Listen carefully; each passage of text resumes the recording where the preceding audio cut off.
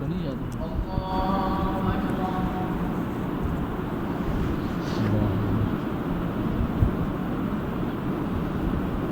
الحمد لله رب العالمين الرحمن الرحيم مالك يوم الدين إياك نعبد وإياك نستعين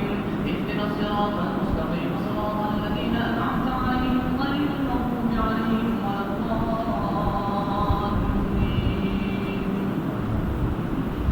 بسم الله الرحمن الرحيم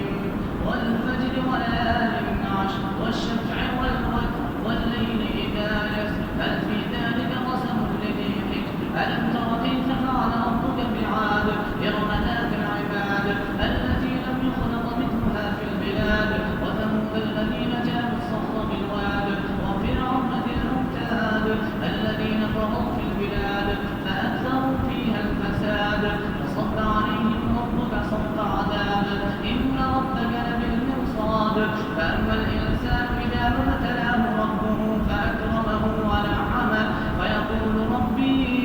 أكرمن وأما إذا ما ابتلاه فقدر عليه رزقه فيقول ربي أهانن كلا بل لا تكرمون اليتيم ولا تحاضون على طعام المسكين وتأكلون التراث أكلا لما وتحبون المال حبا جما كلا إذا دكت الأرض دكا دكا وجاء ربك والملك صفا صفا وجيء يومئذ بجهنم يومئذ يتذكر الإنسان وأنى له الذكرى يقول يا ليتني قدمت لحياتي فيومئذ لا يعذب عذابه أحد ولا ينزغ وثاقه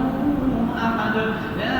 أيتها النفس المطمئنة ارجعي إلى ربك راضية مرضية فادخلي في عبادي وادخلي جنتي. لا أقسم بهذا البلد وأنت حل بهذا البلد ووالد وما ولد لقد خلقنا الإنسان في كبد أيحسب أن لن يقدر عليه أحد يقول أهلكت مالا لبدا أيحسب أن لم يره أحد ألم نجعل له عينين ولسانا وشفتين وهديناه النجدين فلقتحم العقبة وما أدراك ما العقبة فك رقبة أو إطعام في يوم ذي مسغبة يتيما ذا مقربة أو مسكينا ذا متربة ثم كان من الذين آمنوا وتواصوا بالصبر وتواصوا بالمرحمة أولئك أصحاب الميمنة والذين كفروا بآياتنا هم أصحاب المشأمة عليهم نار مؤصدة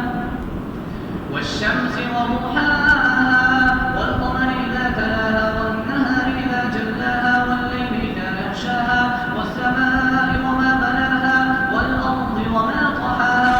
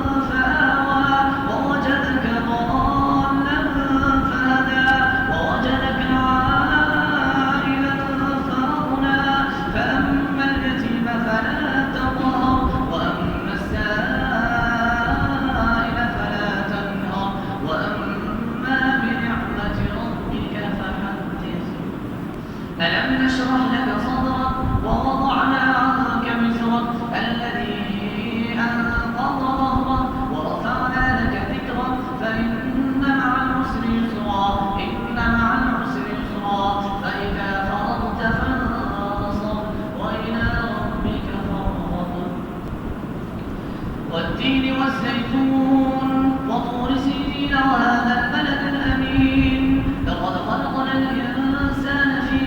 أحسن تقويم ثم رددناه أسفل سافلين إلا الذين آمنوا وعملوا الصالحات فلهم أجر غير ممنون فما نكذبك بعد بالدين أليس الله بأحكم الحاكمين